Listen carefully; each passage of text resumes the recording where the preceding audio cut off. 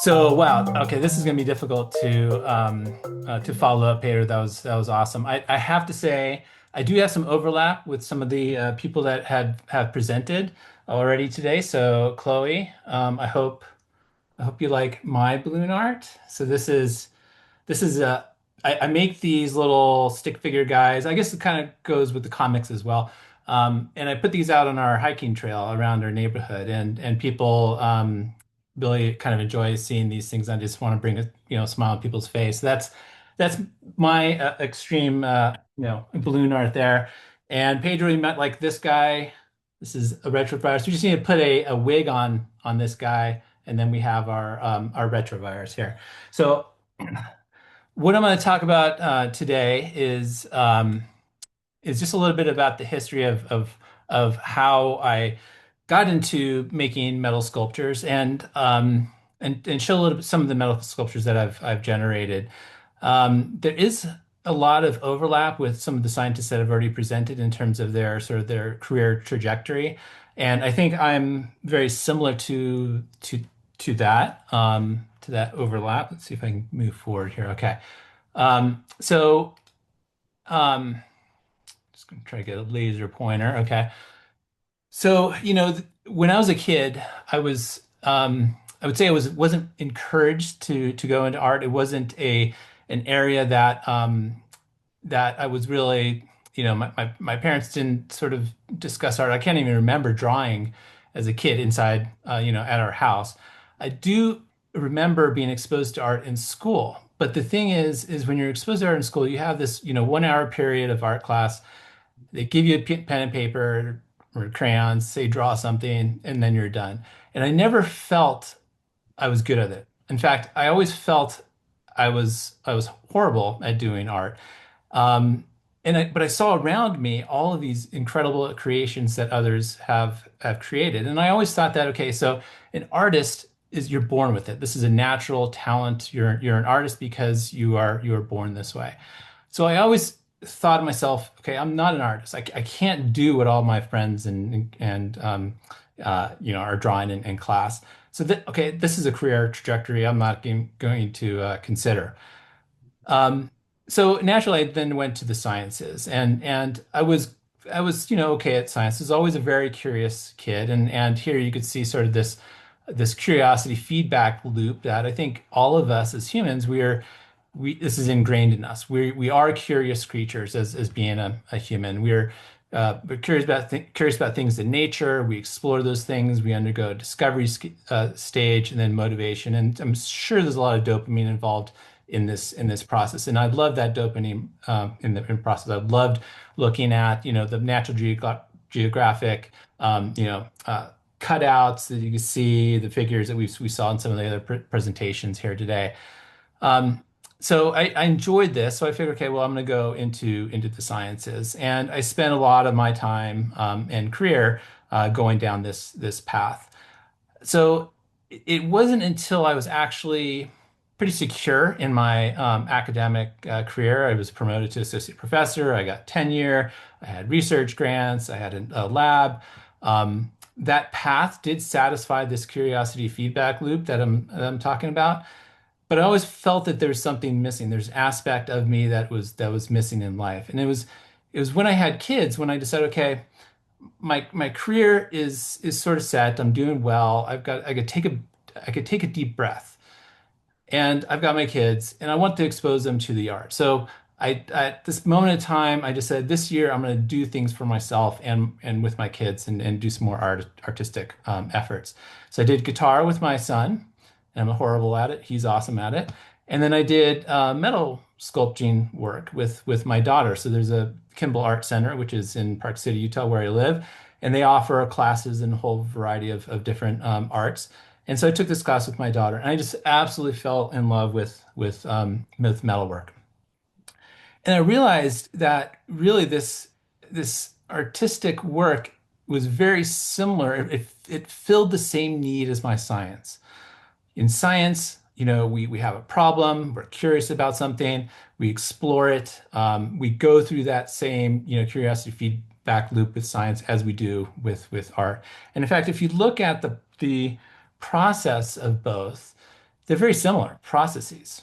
We have the scientific method shown on the left, make an observation, you have questions, you have generate a hypothesis, then you do experiments, you analyze, interpret, and communicate that work. The artistic process is very similar.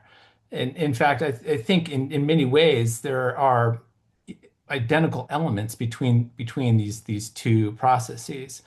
And I really enjoy that about the artistic work that I do.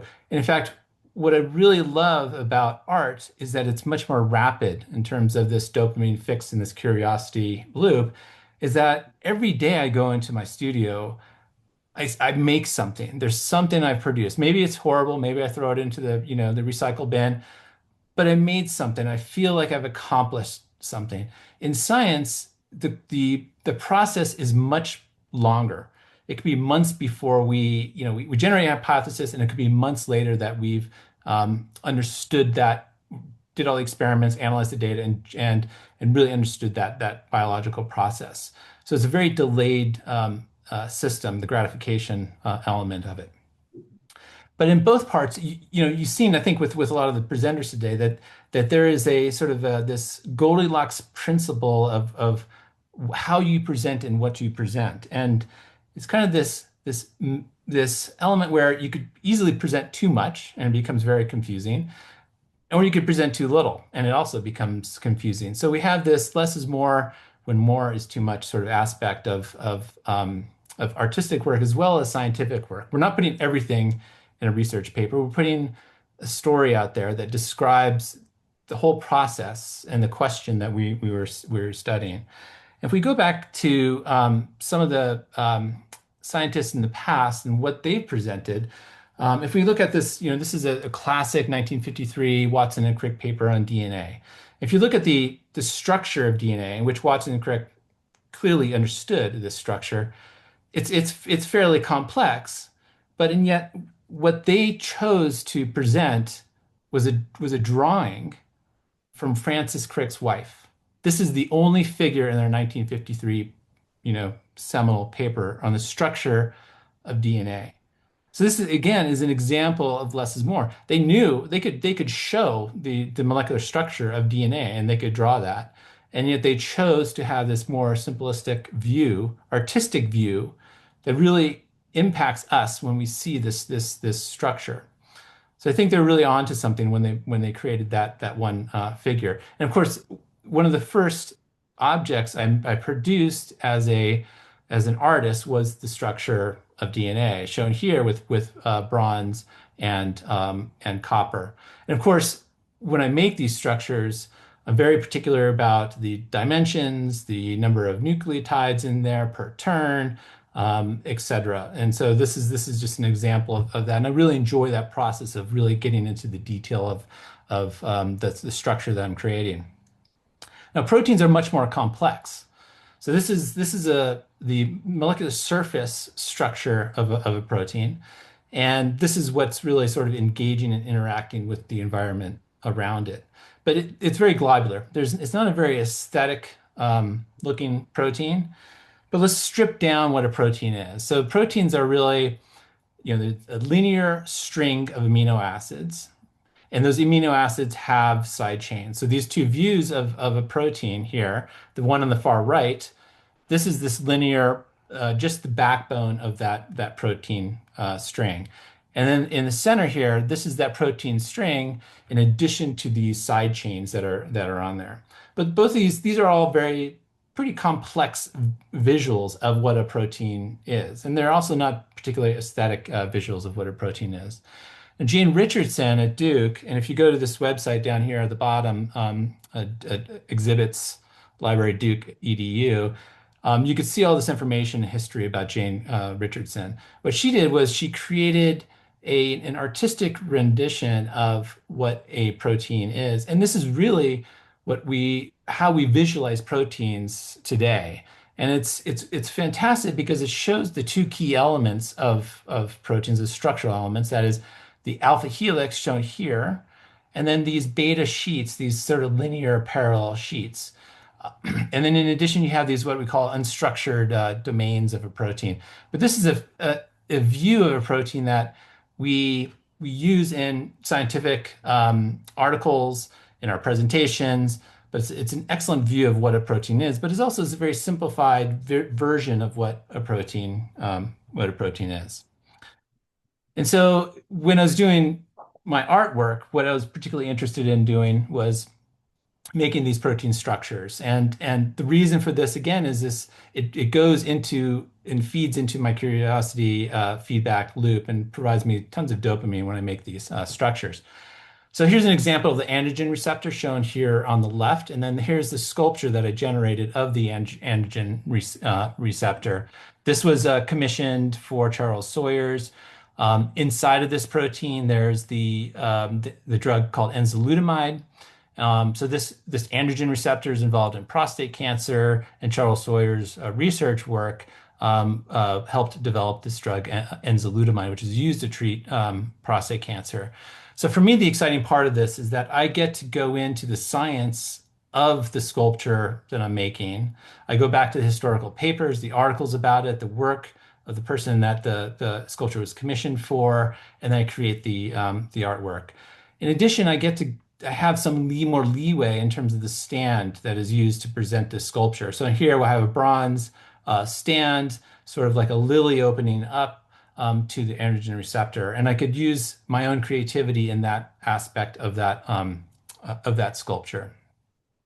So here's another example. This is going to sort of convey the process that I go through in terms of when I'm trying to figure out how I'm going to build a sculpture. This is the TGF-beta protein. This is a growth factor protein. And when you look at it, you see a bird. I mean, I saw a bird. I don't know what you see, but I kind of see the wings of a bird. But I'm also from California. I grew up in California, and I saw the Monterey cypress. So maybe some people are not going to see this, but it really was one of the first things that popped into my head. And what's interesting about the Monterey cypress is that it survives in a very stressful situation on the coast, very harsh climate, lots of salt in the air. The ground is not particularly nutritious for these plants to grow. And it also suppresses the growth of plants around it by secreting products that inhibit the growth of plants underneath and around the tree. And this is kind of similar to what what TGF-beta is. It's a growth suppressor and it's a growth promoter, depending on the situation that the TGF-beta protein is involved in. And so I decided to go with this concept. And here is my exploration of how am I going to do this. And I'm doing this not through drawings and whatnot. I'm doing this through actually metal working and building the sculpture, and then breaking it, cutting it up, redoing it, cutting it up and redoing it. It's a pretty tedious, long process. But here you can see I wanted to have some kind of wing or ocean-like structure in there. And I kept trying to produce this, and I wasn't really satisfied with it until finally I came up with the final sculpture, which does have sort of this wave, wing-like feature, cliffs holding up the TGF-beta protein. And this is actually shown on Charles Sawyer's desk in his office. So I'll go through a little bit about the process of how I'm doing this. And so here, this is what I'm generating the alpha helices. I call this the alpha helix shuffle that I do as I'm twisting my body around and heating up the flat iron to produce these helical structures. For the unstructured domains, I 3D print the unstructured domains. So I scale everything. I use a computer just to scale everything. I create the proper files, do the 3D print, and then I bend it inside the lab, inside my studio to the shape of that unstructured domain. And this is what I come up with. So these are all the pieces of a protein. This is the estrogen receptor shown here. I have my unstructured domains, alpha helices, and then a couple beta sheets here. And this is the sort of the linear progression of this particular protein. And then at that point, I need to put it in three-dimensional space. And this becomes a more challenging aspect of it. So I could use my software to figure out the XYZ coordinates of every spot on a protein. And so in this case, this is all in millimeters. This particular amino acid is at that XYZ coordinate. Now I have to put that then onto my welding table. And the way I do this is I have a flat sheet of metal that, and then you can see this cross rod that is right there where I'm manipulating now. And I get the XYZ and I find that point. And then I use this articulating arm to find that exact point in three-dimensional space. And then I weld on an arm that marks that particular point. So here I've created 2 points showing the where an alpha helix starts and where an alpha helix ends in 3D space. And then I create this entire sheet of these rods sticking up that tell me where I put all the components. So here's all the alpha helices and parts. You can go to my welding table, and then you can see here I'm putting together this protein with these rods that are pointing to each spot where I want to start or stop an alpha helix. And then I could grab the unstructured domains and then connect those all together and weld those all together. And finally, after I create the protein, I actually end up cutting it back down to parts, to larger parts that I could then go through the polishing process. Polish it all together, polish it all up, and I re-weld it together and do some final polishing and create the protein. And I'll give a couple examples of the proteins that I've made. Here, this is the estrogen receptor. So this is a dimer protein, so it's the same protein, but it dimerizes. This went to Jeff Green, who's done a lot of the structural analysis of the estrogen receptor and helped develop some of the drugs that are used to treat breast cancer. This is one of the first projects that I did, which is the nucleosome. This is where it's Carolyn Luger, who did the actual crystal structure of the nucleosome, which is the nucleosome is a protein structure in the center, and then you have DNA that wraps around twice wraps around the nucleosome, these proteins in the center. This is how DNA is compacted within the nucleus of a cell. So Carolyn Luger came to our university, gave a presentation, saw one of my art structures, on our floor, and came to me and said, "Hey, can you build a nucleosome for me?" And I said, "No way. I just started doing metal work, never did anything this extreme." And first I just said no, and then I said, "Okay, well, I'm just gonna jump in here and just try it." And I ended up doing it. There's a lot of things I would change in this, but in the end, this is a great project that really kind of got me started and very excited to do protein art. And so that's the nucleosome complex. And then these are the individual protein, the histones. This is where I was exploring how to make proteins out of different materials, so copper and steel, and brass and bronze, etc. And this is what those proteins end up looking like in the center of the nucleosome. This is another protein that I made. This is in this case, this is the RAS protein with GDP and the drug sotorasib. So this is the molecular surface domain of the protein you can see on the left. And then I created the protein in bronze and steel with a seam of copper between the two halves of the protein. This kind of is a symbolization of how this drug kind of locks this protein into a conformation. This protein is constantly moving in various conformations, and this drug comes in and locks it into a conformation that creates it so it's no longer functional. This protein was on display at one of our local museums, and now it's on display at the University of Utah. And then this is P53. I'm going to quickly just go through this. This is the P53 tetramerization domain. This is given to Scott Lowe, commissioned for Scott Lowe. So P53 is involved in telling a cell whether it's going to survive or die. Basically, it's what we call the guardian of the genome. So if there's too much DNA damage within the cell, it tells the cell, okay, die. If the DNA damage can be repaired, it tells the cell, okay, hold off, don't divide, let's fix the damage, and then once it's fixed, we can then divide. So in this case, this has two different elements. There's one side of it shown here is a very polished side showing the copper and steel with a polished surface on the stand for it. On the other side is it's basically a rugged, sort of rusted and oxidized side. And this is always going to change. This is a dynamic side that basically I didn't protect this at all. It'll change over time. And then so I called this sort of Guardian's window. It's P53 saying, okay, can we fix the cell or are we going to kill this cells? There's too much damage present. Um, and so, this is my last slide, the but why. Okay, so why do I do this?